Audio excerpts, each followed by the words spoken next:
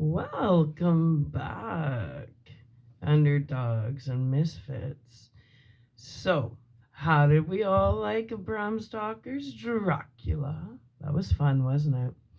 Well, I was going through my books and I was going, what filler book, a smaller book, a couple hundred pages, can we do before December 1st when we get into Scrooge? And initially, I wanted to do Mask. I love that book, Mask, with Cher and her son Rocky and the bikers, and I love that movie. Well, anyways, so I was thinking about it, and I'm like, I go with the seasons. So I thought, well, that's a fall book because it starts off with him registering for school. This book, it's more fall going into winter. So if I'm going to stick with the seasons, this is a classic book. The last time I read it was in grade 8, and I love this book. Even Jake, he's like, I read that in junior high. I said, all right. So we're going to get into it, and this won't take as long as Bram Stoker's Dracula. Plus, it's a way easier read, I believe, since we did read it in junior high. So we are going to be reading The Outsiders. Yeah, just because if you think about all the division in the world right now, it's like the greasers versus the Soshis. I'm like, ooh, this is a good book right now. So we're gonna get into it. Get comfy. I'm gonna have a sip of water, and we're gonna get into it. That's right.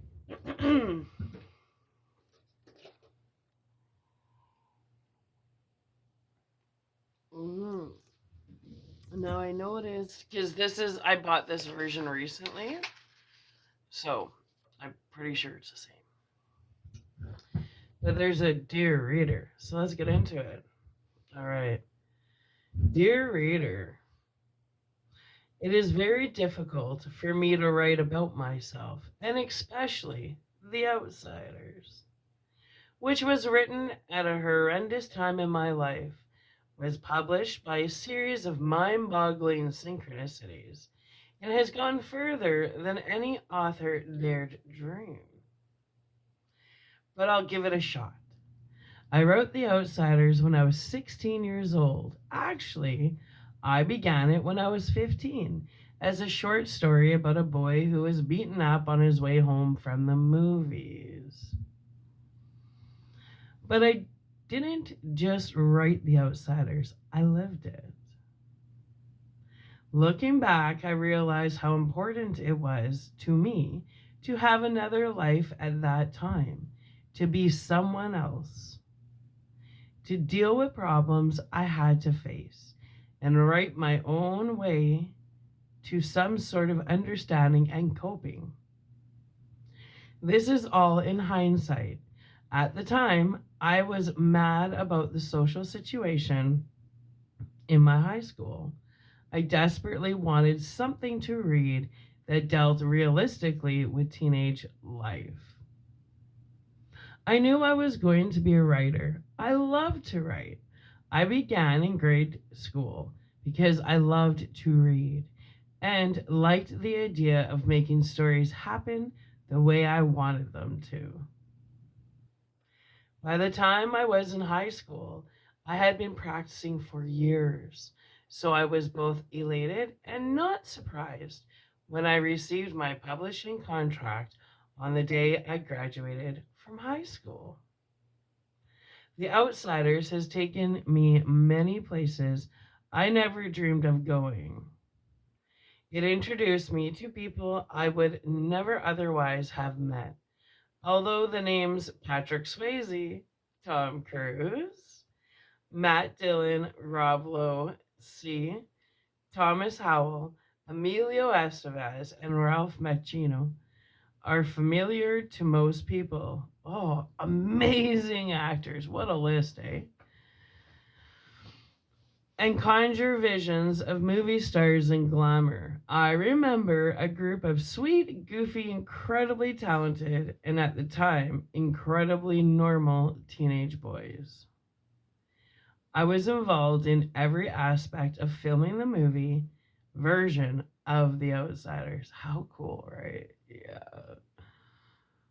And the memory I cherish most is of hanging out with my boys.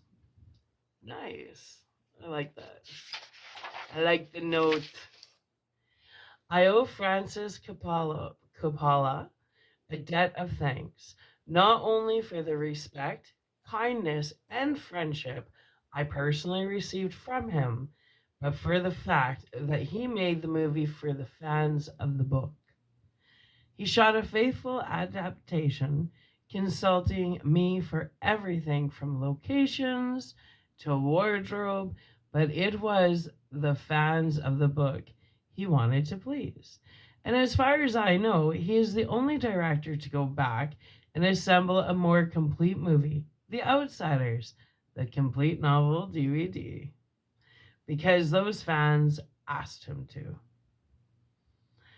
Fans.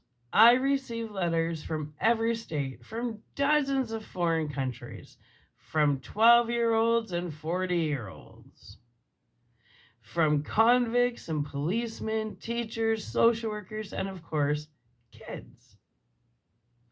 Kids who are living lives like those in The Outsiders. Kids who can't imagine living lives like those in The Outsiders. Kids who read all the time, ones who never before finished a book.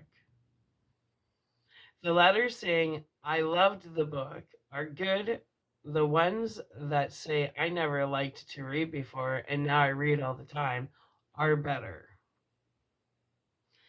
But the ones that say, The Outsiders changed my life, and I read it 15 years ago and I realized how much it has influenced my life choices, frankly scares me. Exactly. I'm like, I haven't read this since grade 8, but I've watched it several times since then. But I'm really excited because books are like that. I love books because every time you read it, you get like different downloads and different perspectives because you grow, right? And you see things differently.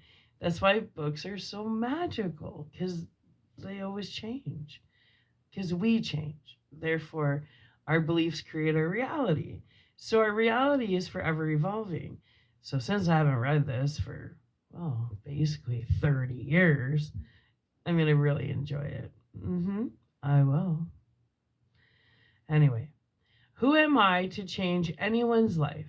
I guess the best reply is it's the book, not the author, and it's the message, not the messenger, right?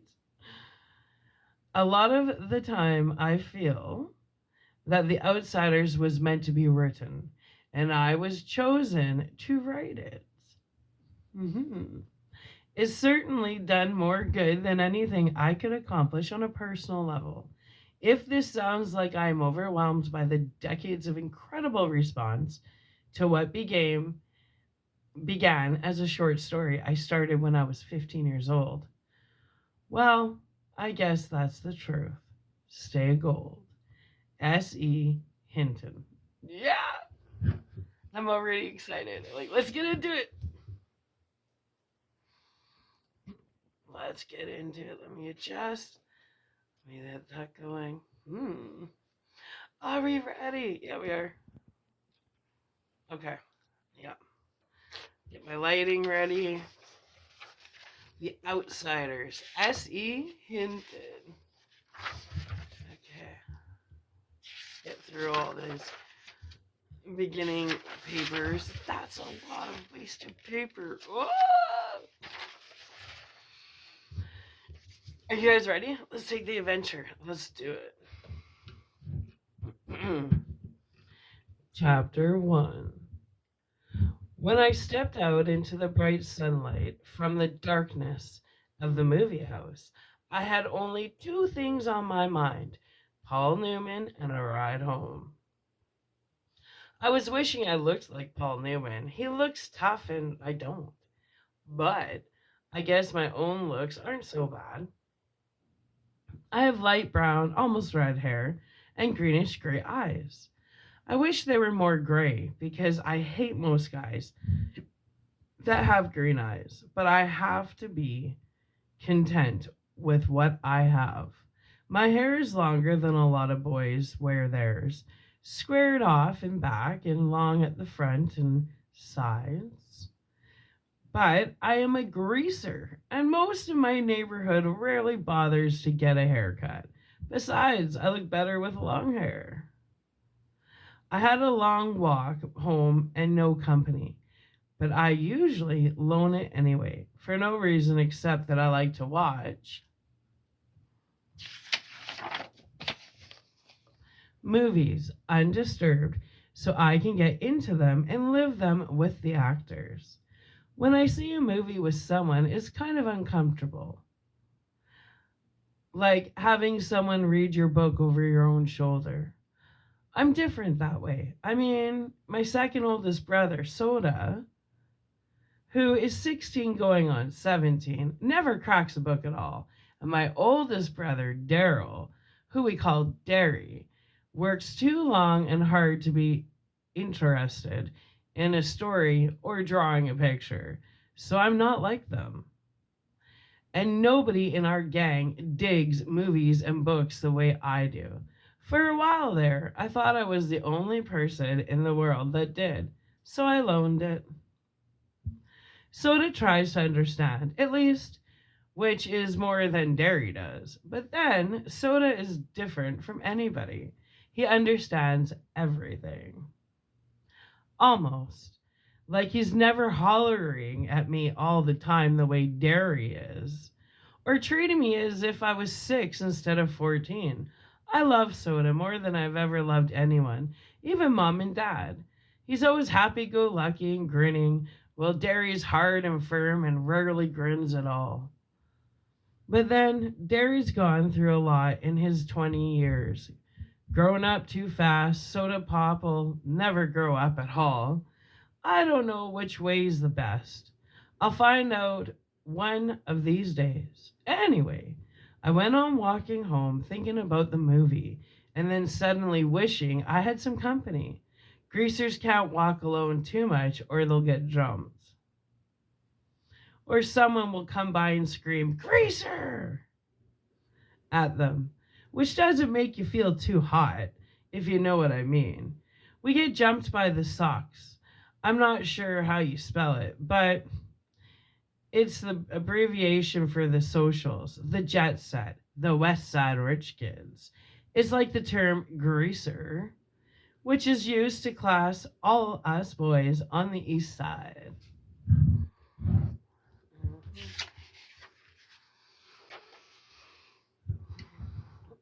We're poor. We're poorer than the Socs and the middle class. I reckon we're wilder too.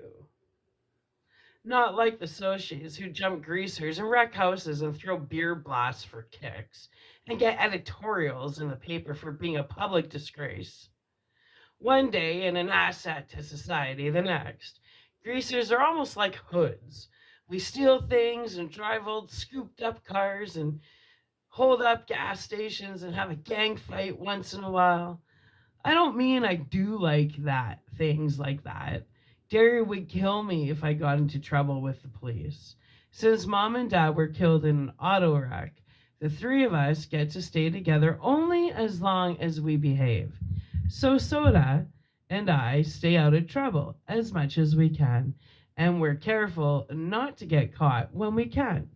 I only mean that most greasers do things like that, just like we wear our long hair and dress in blue jeans and t-shirts, or leave our shirt tails out and wear leather jackets and tennis shoes or boots. I'm not saying that either Socs or greasers are better. That's just the way things are. I could have waited to go to the movies until Derry or Soda Pop got off work. They would have gone with me or driven me there or walked along. Although Soda just can't sit still long enough to enjoy a movie, and they bore Derry to death. Derry thinks his life is enough without inspecting other people's. Or I could have gotten one of the gang to come along, one of the four boys Derry and Soda and I have grown up with and consider family. We're almost as close as brothers. When you grow up in a tight knit neighborhood like ours, you get to know each other really well. If I had thought about it, I could have called Derry and he would have come by on his way home and picked me up. Or Two Bit Matthews, one of our gang, would have come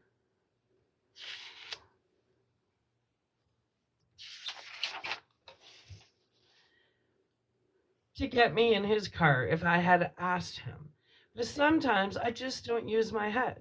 It drives my brother Derry nuts when I do stuff like that. Because I'm supposed to be smart. I make good grades and have a high IQ and everything. But I don't use my head. Besides, I like walking. I about decided I didn't like it so much, though when I spotted that red Corvair trailing me, I was almost 2 blocks from home then, so I started walking a little faster. I had never been jumped, but I had seen Johnny after four Soshis got hold of him, and it wasn't pretty. Johnny was scared of his own shadow after that. Johnny was 16 then. I knew it wasn't any of us, though. The fast walking, I mean, even before the Corvair pulled up beside me and five Soshis got out. I got pretty scared. I'm kind of small for 14, even though I have a good build, and those guys were bigger than me. I automatically hitched my thumbs in my jeans and slouched, wondering if I could get away if I had made a break for it. I remembered Johnny, his face all cut up and bruised. I remembered how he had cried when we found him, half conscious in the corner lot. Johnny had it awful rough at home. It took a lot to make him cry. I was sweating something fierce, although I was cold. I could feel my palms getting clammy and the perspiration running down my back. I get like that when I'm real scared. I glanced around for a pop bottle or a stick or something. Steve Randall, Soda's best buddy, had once held off four guys with a busted pop bottle. But there was nothing, so I stood there like a bump on a log while they surrounded me. I don't use my head. They walked around slowly, silently, smiling. That's always fun. Like being surrounded by a bunch of sharks. Hey, Grease, one said in an over friendly voice. We're gonna do you a favor, Greaser. We're gonna cut all that long, greasy hair off. He had on a Madras shirt. I can still see it. Blue Madras. One of them laughed, then cussed me out in a low voice. I couldn't think of anything to say. There just isn't a whole lot you can say while waiting to get mugged. So I kept my mouth shut. Need a haircut, Greaser? The medium sized blonde pulled a knife out of his back pocket and flipped the blade open. I finally thought of something to say. No. I was backing up away from that knife. Of course, I backed right into one of them. They had me down in a second. They had my arms and legs pinned down, and one of them was sitting on my chest with his knees on my elbows. And if you don't think that hurts, you're crazy. I could smell English leather, shaving lotion, and stale tobacco, and I wondered foolishly if I would suffocate before they did anything. I was scared so bad, I was wishing I would. I fought to get loose and almost did for a second. Then they tightened up on me, and the one on my chest slugged me a couple of times. So I lay still, swearing at them between gasps. A blade was held against my throat. How'd you like that haircut to begin just below the chin? It occurred to me that they it occurred to me then that they could kill me. I went wild. I started screaming for soda, dairy, anyone. Someone put his hand over my mouth and I bit it as hard as I could, tasting the blood running through my teeth. I heard a muttered curse and got slugged again, and they were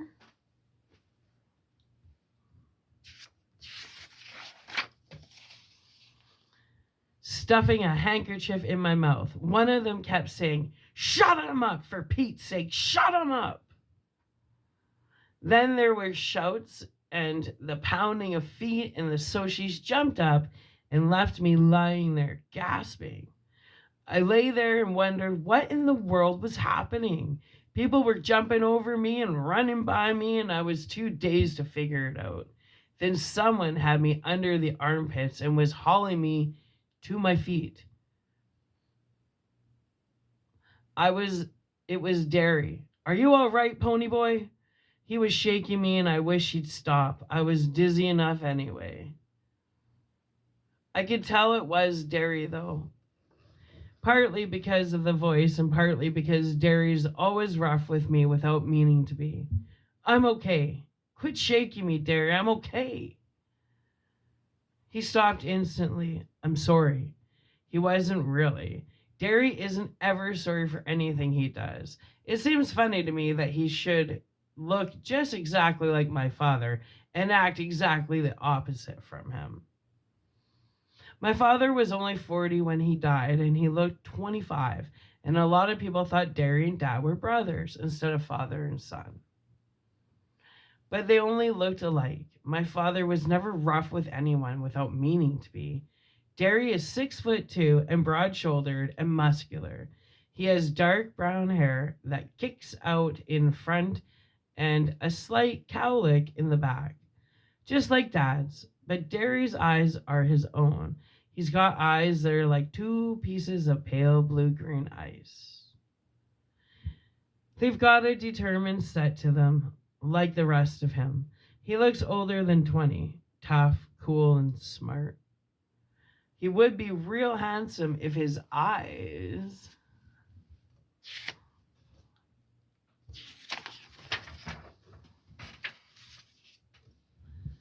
weren't so cold.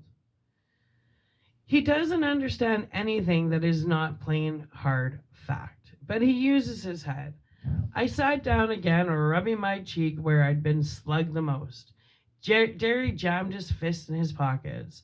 "They didn't hurt you too bad, did they?" "They did. I was smarting and aching, and my chest was sore, and I was so nervous my hands were shaking, and I wanted to start bawling. But you just don't say that to Derry. I'm okay." Soda Pop came lopping back. By then I had figured that all the noise I had heard was the gang coming to rescue me. He dropped down beside me, examining my head. "You got cut up a little, huh, pony boy?" I only looked at him blankly. I did. He pulled out a handkerchief, wet the end of it with his tongue, and pressed it gently against the side of my head. "You're bleeding, like a stuck pig." "I am? Look!" He showed me the handkerchief, reddened as if by magic. "Did they pull a blade on you?" I remembered the voice. "Need a haircut, greaser?" The blade must have slipped while he was trying to shut me up. Yeah. Soda is handsomer than anyone else I know. Not like Derry. Soda's movie star kind of handsome. The kind that people stop on the street to watch go by. He's not as tall as Derry, and he's a little slimmer, but he has a finely drawn, sensitive face that somehow manages to be reckless and thoughtful at the same time. He got dark hair, dark gold hair, and that. He got dark gold hair that. He comes back, long and silky and straight, and in the summer the sun bleaches it to a shining wheat gold. His eyes are dark brown, lively, dancing, recklessly laughing eyes that can be gentle and sympathetic one moment and blazing with anger the next. He has dad's eyes, but Soda is one of a kind. He can get drunk in a drag race or dancing without ever getting near alcohol. In our neighborhood, it's rare to find a kid who doesn't drink once in a while. But Soda never touches a drop. He doesn't need to. He gets drunk on just plain living. And he understands everybody. He looked at me more closely. I looked away hurriedly because, if you want to know the truth, I was starting to bawl. I knew I was as white as I felt, and I was shaking like a leaf. Soda just put his hand on my shoulder. Easy, pony boy. They ain't gonna hurt you no more. I know, I said, but the ground began to blur and I felt hot tears running down my cheeks. I brushed them away impatiently. I'm just a little spoot, that's all. I drew a quivering breath and quiet crying.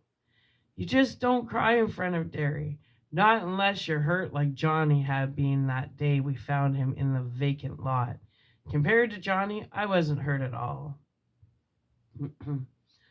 Soda rubbed my hair. You're an okay kid, Pony.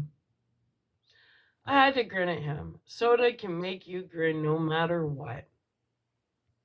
I guess it's because he's always grinning so much himself. You're crazy, Soda. Out of your mind. Derry looked as if he'd like to knock our heads together. You're both nuts. Soda merely cocked one eyebrow. A trick he'd picked up from Two-Bit. It seems to run in this family.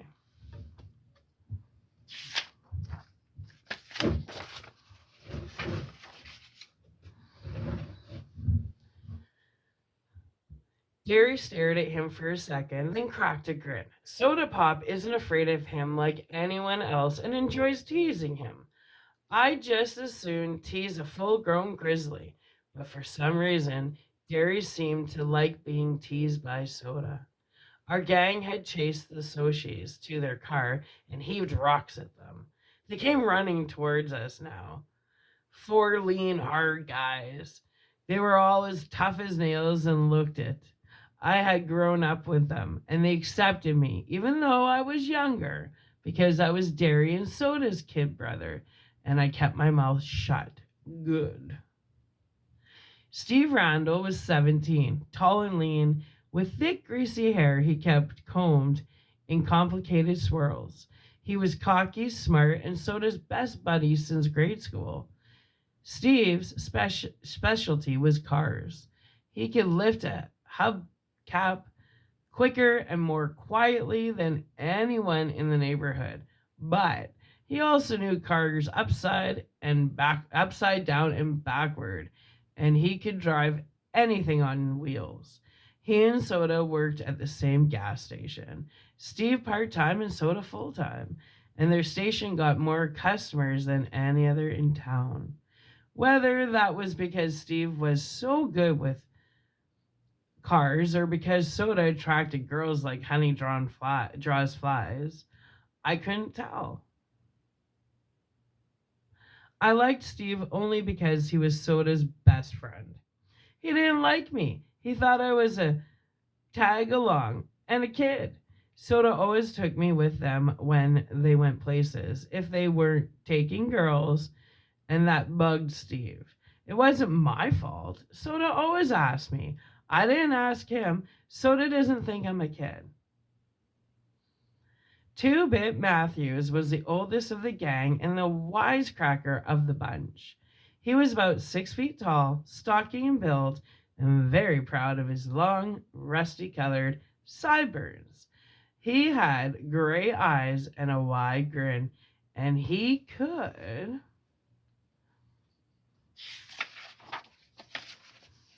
stop making funny remarks to save his life. You couldn't shut up that guy. He always had to get his 2 bits worth in, hence his name. Even his teachers forgot his real name was Keith, and we hardly remembered he had one. Life was one big joke to Two Bit.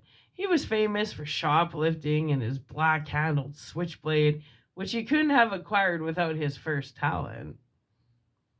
He was always smarting off to the cops.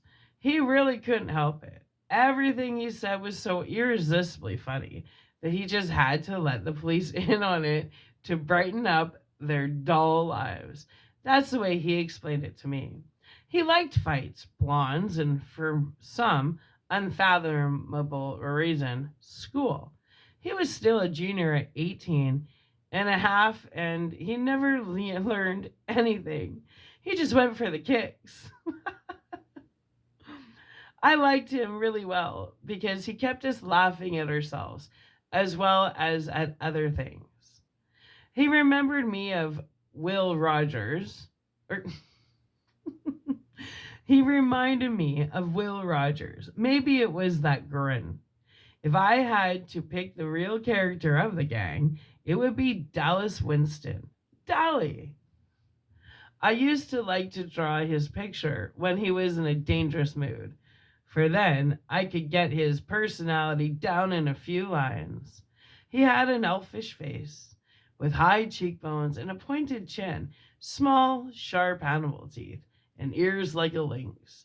His hair was almost white, it was so blonde. And he didn't like haircuts or hair oil either. So it fell over his forehead in wisps and kicked out in the back in tufts and curled behind his ears and along the nape of his neck. It was like bedhead. His eyes were blue, blazing ice, cold with a hatred of the whole world.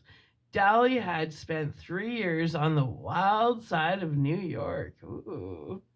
And had been arrested at the age of 10. He was tougher than the rest of us. Tougher, colder, meaner. The shade of difference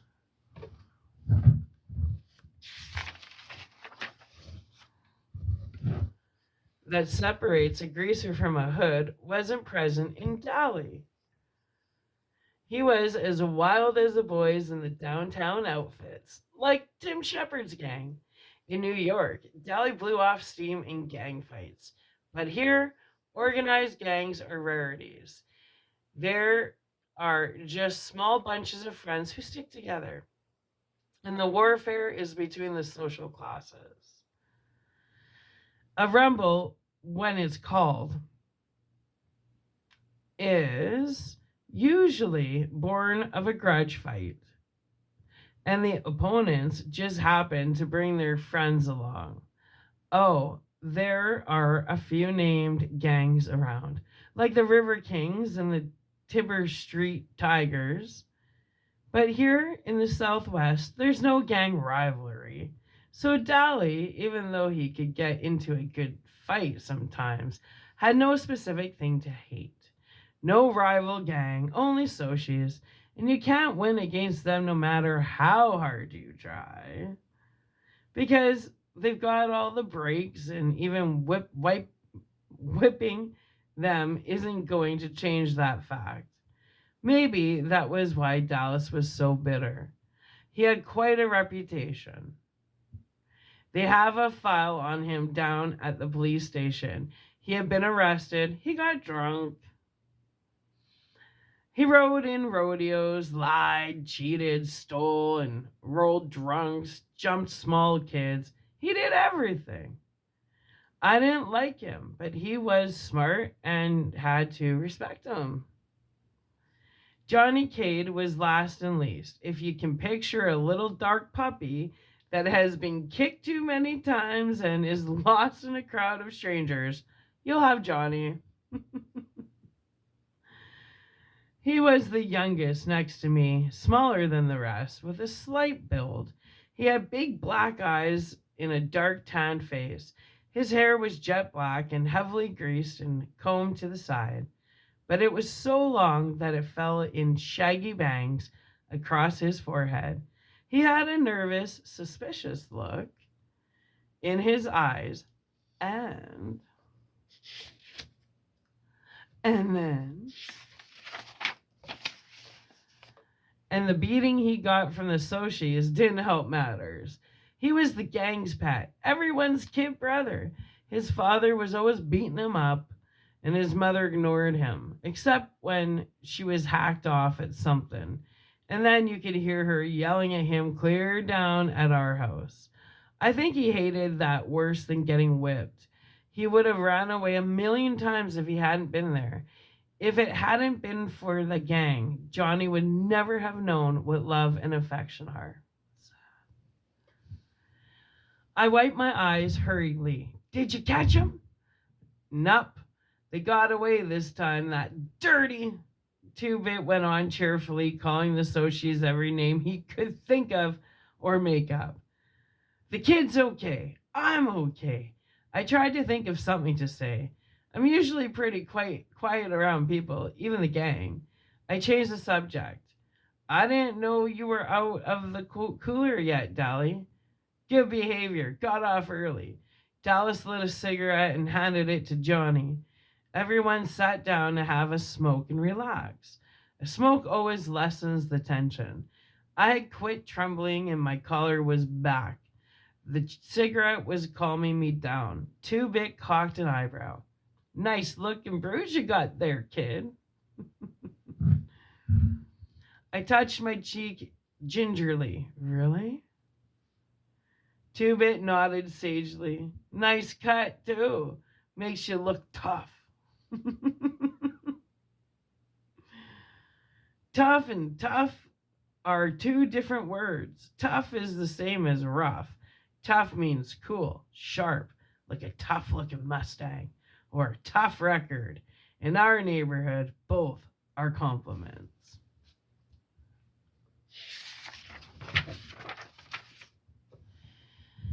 Steve flicked his ashes at me. What were you doing walking by your lonesome? Leave it to good old Steve to bring up something like that. I wasn't coming home from the movies. I was coming home from the movies. I didn't think. You don't ever think, Derry broke in. Not at home or anywhere where it counts. You must think at school, with all those good grades you bring home, and you've always got your nose in a book. But do you ever use your head for common sense? No siree, bub. And if you did have to go by yourself, you should have carried a blade. I just stared at the hole in the toe of my tennis shoe. Me and Derry just didn't dig each other. I never could please him. He would have hollered at me for carrying a blade if I carried one. If I brought home B's, he wanted A's. And if I got A's, he wanted to make sure that they stayed A's. And if I was playing football, I should be in studying. And if I was reading, I should be out playing football. He never hollered at Soda Pop, not even when Soda dropped out of school or got tickets for speeding. He just hollered at me. Soda was glaring at him. Leave my kid brother alone, you hear? It ain't his fault he likes to go to the movies, and it ain't his fault that Socias like to jump us. And if he had been carrying a blade, it would have been a good excuse to cut him to ribbons. Soda always takes up for me. Derry said impatiently, when I want my kid brother to tell me what to do with my other kid brother, I'll ask you. Kid brother. But he laid off me. He always does when Soda Pop tells him to, most of the time. Next time, get one of us to go with you, Ponyboy. Two-Bit said, any of us will.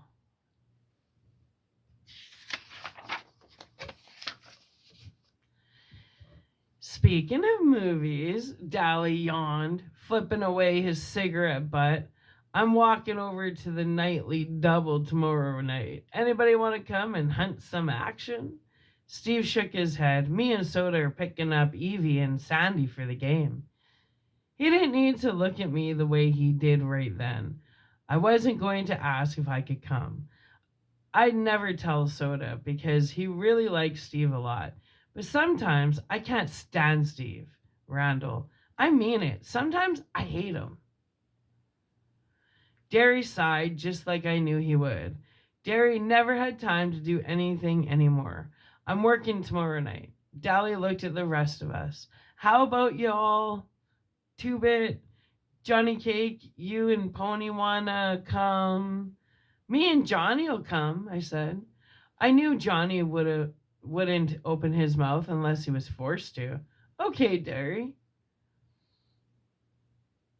Yeah, since it ain't at school night, Derry was real good about letting me go places on the weekends. On school nights, I could hardly leave the house. I was planning on getting boozed up tomorrow night, Two-Bit said. If I don't, I'll walk over and find y'all. Steve was looking at Dally's hand. His ring, which he had rolled a drunk senior to get, was back on his finger. You break up with Sylvia again? Yeah, and this time it's for good. That little broad was two-timing me again while I was in jail. I thought of Sylvia and Evie and Sandy and Two-Bit's many blondes. They were the only kind of girls that would look at us. I thought, tough, loud girls who wore too much eye makeup and giggled and swore too much.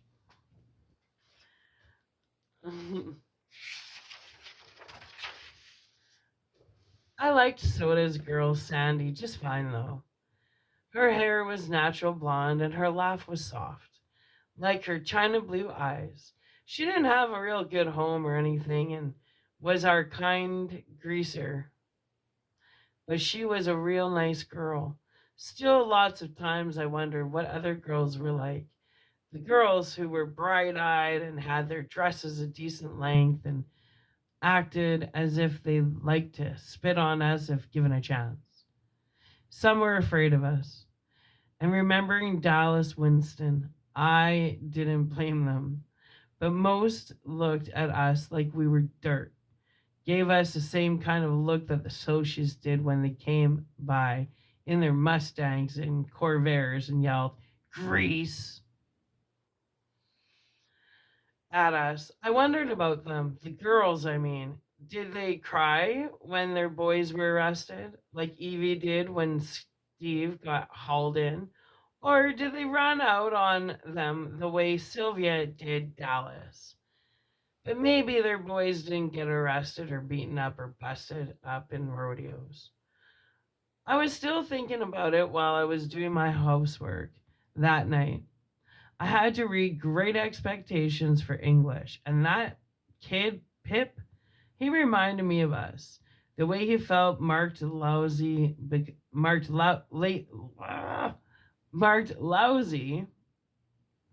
because he wasn't a gentleman or anything. And the way that girl kept looking down on him. That happened to me once. One time in biology.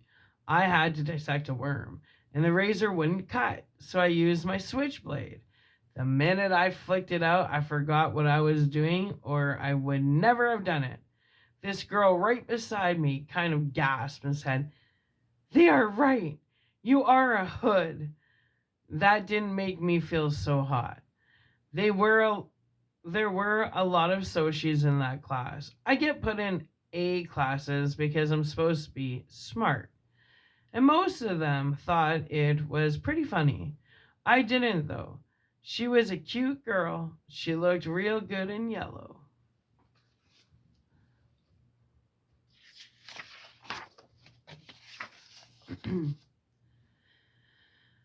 We deserve a lot of our trouble, I thought. Dallas deserves everything he gets and should get worse if you want the truth. And Two-Bit, he doesn't really want or need half the things he swipes from stores. He just thinks it's fun to swipe everything that isn't nailed down. I can understand why Soda Pop and Steve get into drag races and fight so much, though. Both of them have too much energy, too much feeling, with no way to blow it off. Rub harder, Soda. I heard Derry mumbling. You're gonna put me to sleep. I looked through the door. Soda Pop was giving Derry a back rub.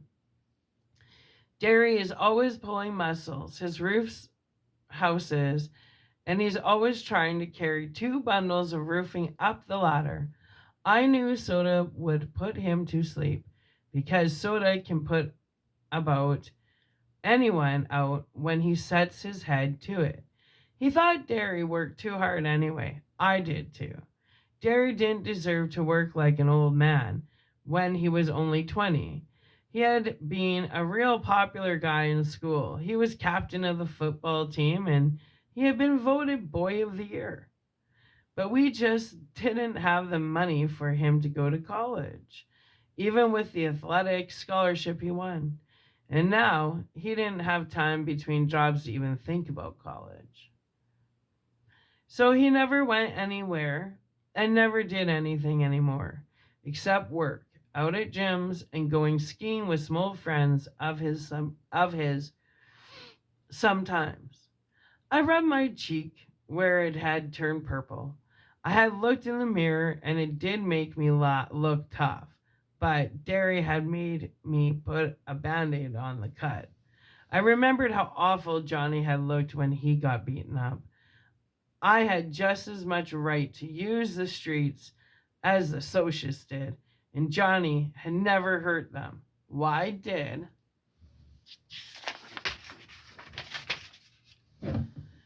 the socialists hate us so much? We left them alone. I nearly went to sleep over my homework trying to figure it out. Soda Pop, who had jumped into bed by this time, yelled sleepily for me to turn off the light and get to bed. When I finished the chapter I was on, I did. Lying beside Soda, staring at the wall, I kept remembering the faces of the Soshis as they surrounded me.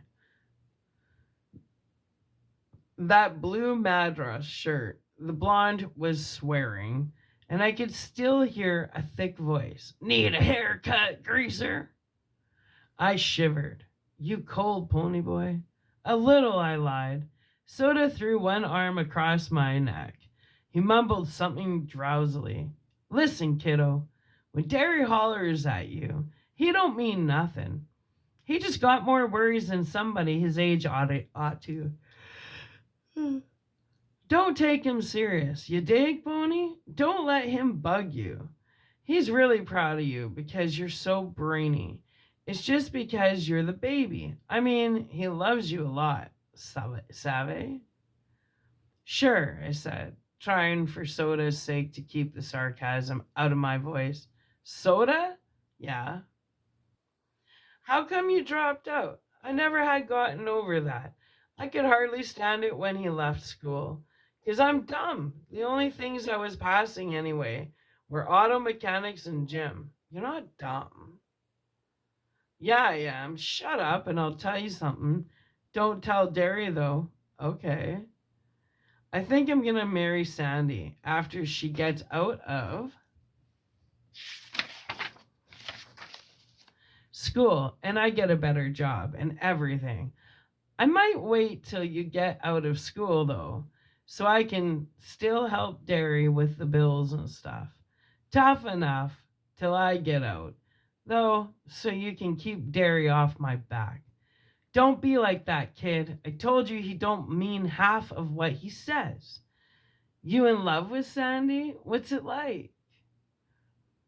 He sighed happily. It's real nice. In a moment his breathing was light and regular. I turned my head to look at him, and in the moonlight he looked like some Greek god come to earth. I wondered how he could stand being so handsome. Then I sighed. I didn't quite get what he meant about Derry. Derry thought I was just another mouth to feed and someone to holler at. Derry loved me. I thought of those hard, pale eyes. Soda was wrong for once, I thought.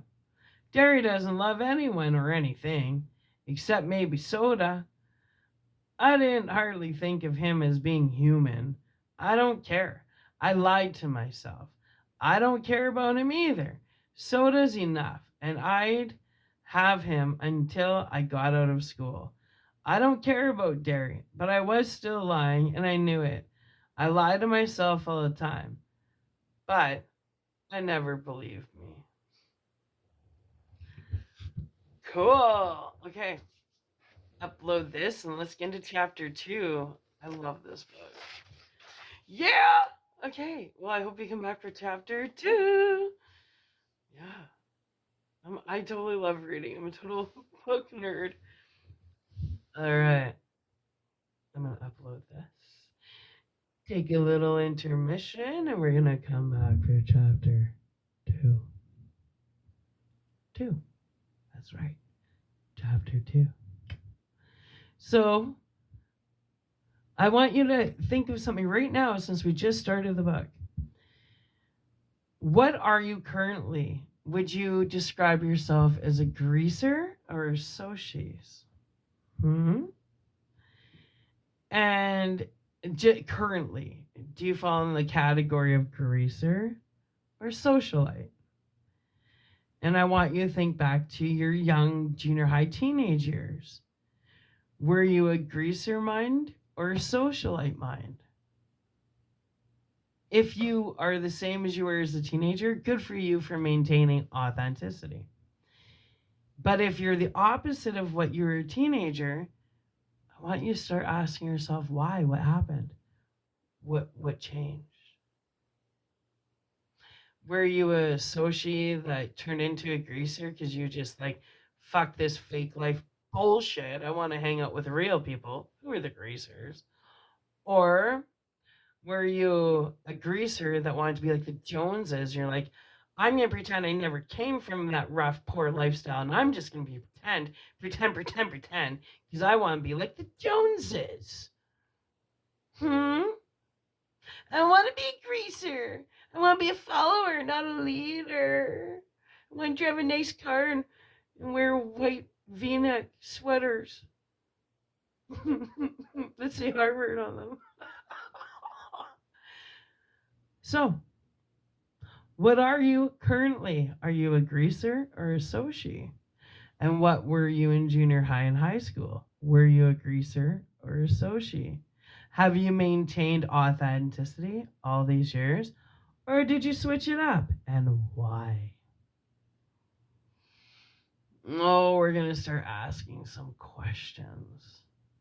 Were you a baby brother that had a big brother that talked down to you and treated you like shit? Like, this book is easy to relate to. Anyways, underdogs and misfits, get comfy. Pour yourself a nice scotch over ice on the rocks. What do you call that? Aline? Aline. I think it's Aline scotch. Do what you gotta do. But come back. Do what you gotta do, but ensure you come back for chapter 2. How cheesy, hey? All right. I'm really glad we picked this book because I'm already getting like, yeah! Yeah, I love this book. Okay. And I love you. And that's right, my little underdogs and misfits. Let's get into it. I hope you've stayed authentic all these years. I'm proud to say I'm a greaser. And I've always been a greaser. And I don't care to be a fucking socialite. I like authentic people. I like real people. I like that hardcore rawness. Yeah. Authenticity. True to yourself. Staying in your own lane. Right? Not giving a flying fuck what anybody thinks of you, right? Right. It's hot, right? So hot. You're right. Wow. All you little hotties out there, you little misfits and underdogs, get your shit together. Come meet me for chapter 2.